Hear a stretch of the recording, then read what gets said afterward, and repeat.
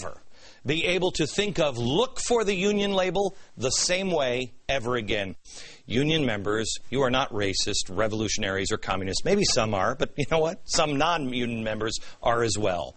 But your dues and your fees and your willingness not to recognize who your unions have been from the beginning are empowering communists, racists, and those who will be responsible for destroying our country and then monopolizing, coming in and using those events to gain even more power. You've been given a history full of half-truths, kernels of truth, or out-and-out lies. You must restore history to understand the future. The racism of labor unions. I want you to, don't take anything that I say as fact. Don't take my word for it. Do your own homework. It's all there. Some of the stuff we're going to show you tonight, we got from the union website. I believe in the American worker. But the labor unions keep their worker quiet by giving them insane pensions. And everybody, it's normal. You go, ah. There is an uncomfortable history, but because of this uncomfortable history, it becomes an uncomfortable future in times of trouble. The people at the top have not changed. Let me take you back to this. I'd love to show you a video, but I can't. It is the Panic of 1873. A European depression hit American shores. A major U.S. investment bank failed. Credit dried up. Foreclosures increased. Banks failed as economic depression swept across the country. The banking house, J. Cook & Company, the major backer of the Northern Pacific Railroad, failed. So, factories closed. Thousands of workers lost their job. Unemployment grew. So did the antagonism between labor and business leaders. Flash forward now to 1877. This is in San Francisco. Unemployment in the city hovered around 20%. See if you think any of these possibilities could happen in the future. Discontent among the jobless grew, as did support of the labor movement.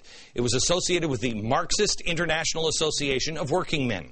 Thousands of disgruntled workers gathered in their sandlot near City Hall, where they denounced capitalists, the newly rich, and their favorite scapegoat, the Chinese workers. In July, striking railroad workers in Pittsburgh did this. This one was in Baltimore. This one was in Chicago.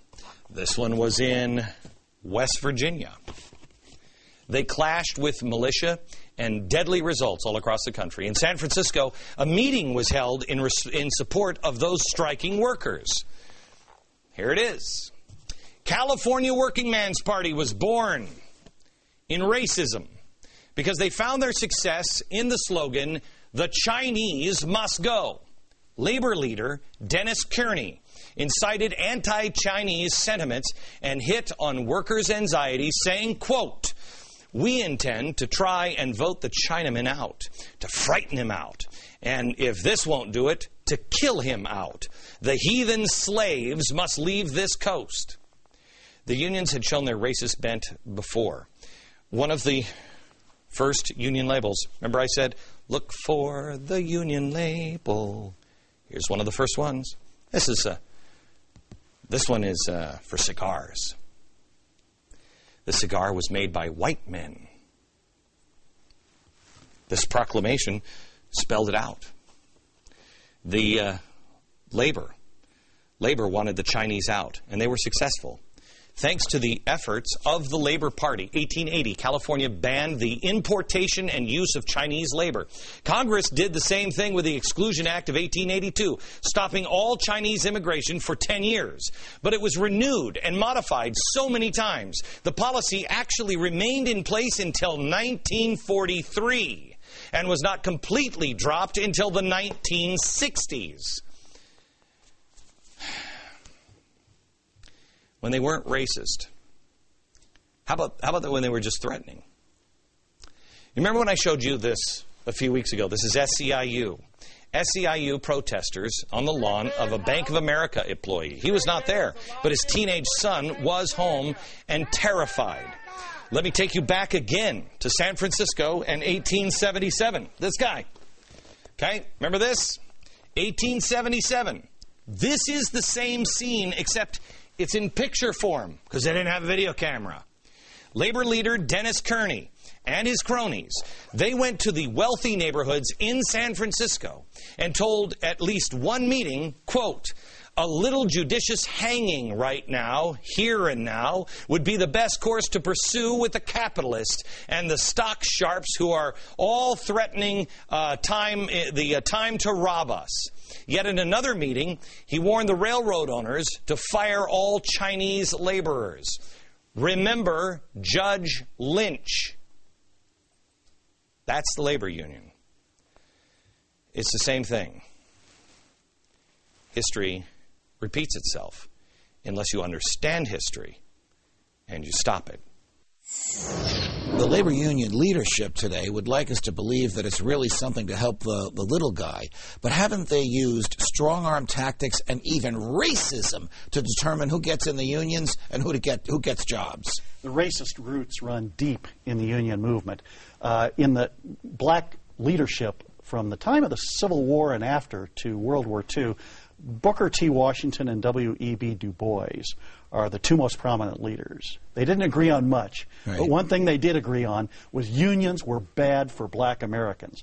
They discriminated against blacks, they wouldn't let them in unions, and they harmed them and killed them sometimes when they served as strikebreakers. Again, something we never learned in the public schools. Rarely. And unions, I mean, you look at this question, are unions good for America?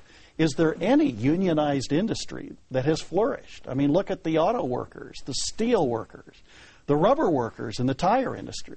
Are any of those industries better off in helping America more because of what the unions have done in those industries? The answers are obvious. Ahead, she was the mother of birth control. You learned that in school. But what you aren't taught is that she wanted to use birth control to wipe out an entire race. What you've never been taught about Margaret Sanger, next. She's admired by progressives and even by our present Secretary of State. But Glenn doesn't share the same feelings about Planned Parenthood founder Margaret Sanger. Take a look at this clip that Burton's actually in, and we'll comment on it some more after you watch. Let's go on Margaret Sanger, because in the history books, this is what they say about Margaret Sanger. Boy, she was a princess. She started the first birth control clinic in 1916. We're taught that she's a champion of women's reproductive rights. She coined the phrase birth control, founder of Planned Parenthood. But in infancy, the movement Sanger led was part of a radical vision for reforming the world that made common cause with the socialist and the IWW in challenging the limits of progressive reform. I don't think that goes far enough. She was, correct me if I'm wrong, trying to wipe out the, quote, Negro race. Was she not? Yes. She starts something called the Negro Project, in which she tries to enlist black ministers and get them to go into their neighborhoods and tell black people not to reproduce because they are, in her words, an unfit group. Does she not? So she has these horrible ideas about Negroes, and she says, and I'm using her word, Negroes. She goes on to say, we don't want the Negro to know that we're trying to wipe them out. God forbid they catch on. But then why does she leave the country? She leaves the country. Is she not kicked out to go over to Europe, or she goes over and she learns a more subtle way, does she not? Yes. Right. She goes over to Europe and she learns a more subtle way, eugenics, which is very popular, and talk just about birth control. When she first starts about talking about birth control, it's because she recognizes that her overt racism can't be sold. Correct? Yeah. Am I wrong? We're leaving out one really important point here. What is that? She gives a speech to a Klan rally in 1926. What does she say? Well, there is no record of what she said, but one person said it was something like, we need to get rid of these unfit people. She was also part of this eugenics movement, which was to breed a better person, breed a better voter. It was. Right? Yeah. Which led directly, it was the American progressive eugenics movement that migrated over to Europe. Not all progressives were involved, but many were. Henry Fairfield Osborn, Madison Grant, were involved in the eugenics. And California was involved in it, big time, were they not? And they migrated the eugenics over to Europe, which there's the idea of the Aryan race and the fit society, and will breed the ultimate race, and led to the gas chambers. And where does all this start and kind of catch on in Europe? Public health. They are always claiming this is in the name of public health. We have to make sure that unfit groups don't reproduce because they're damaging public health. So it's all done in the name of health care. Margaret Sanger, idolized in the public school system as telling people how to live their lives without having babies. In reality, a vicious racist. What we see in those clips and in your question here, Margaret Sanger is the founder of Planned Parenthood. Right. They have birth control. Right. And what it's being used for is to diminish the number of black Americans. She wants to reduce their numbers. She's a racist. She's a eugenicist. And that is the purpose of her movement with Planned Parenthood. It's tragic. We know from the clips we just saw that she affiliated with the KKK. We know she talked about aborting black babies. But we don't know this from the public schools. We don't. It's hard. You're hard-pressed to find a textbook. In that clip, you have Larry Schweikart. His book, Patriots' History of the United States, is great. Right. Try to find another book that gives you the true story about Margaret Sanger. There aren't many. Back in a moment. So here's some of what we learned in tonight's crash course. For one, you're not imagining things. History is, in fact, being distorted and even erased. We learned that Woodrow Wilson and Franklin Delano Roosevelt did more to destroy the Constitution than practically all other U.S. presidents combined. Why is it we were never taught that he prolonged the Depression?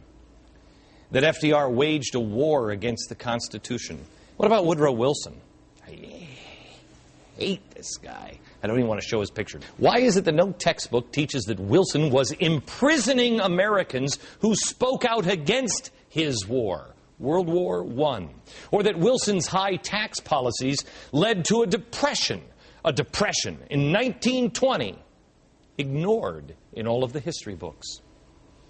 Why is that? Roosevelt openly mocked the Constitution by calling it a horse and buggy document. We learned that President Obama and FDR share a lot in common, like choosing to revive the economy with massive government spending and creating or expanding government entitlement programs. In the midst of the Great Depression, Franklin Roosevelt signed Social Security into law, laying a cornerstone in the foundation of America's middle class. We have an obligation to keep that promise. Those are things they have to pay for over and over and over again. We learned that with the separation of church and state, our founders did want to keep the state out of the church, but not the church out of the state. Separation church and state, let me go at it another way. Number one, the phrase doesn't exist in any constitutional document, any government document. So we're now talking about a metaphor that has no place in the Constitution except because judges tell us it belongs there. Certainly not out of the public square. We learned that unions weren't always for equal rights for all. California Working Man's Party was born in racism because they found their success in the slogan, "The Chinese must go." We learned that birth control for Margaret Sanger was partly an idea to get African Americans not to reproduce so they wouldn't keep having babies. She gives a speech to a Klan rally in 1926. What does she say? Well, there is no record of what she said, but one person said it was something like, we need to get rid of these unfit people. Find out where we're headed tomorrow. Next. Thanks for joining us tonight. And a special thanks to Professor Burton Folsom Jr. for joining us. Make sure you buy his book, New Deal or Raw Deal. And if you want, you can catch me on the Fox Business Network, 10 a.m. Eastern on Saturday with Freedom Watch. Tomorrow night on this program, Controlling the Message. From New York, defending freedom. Good night, America.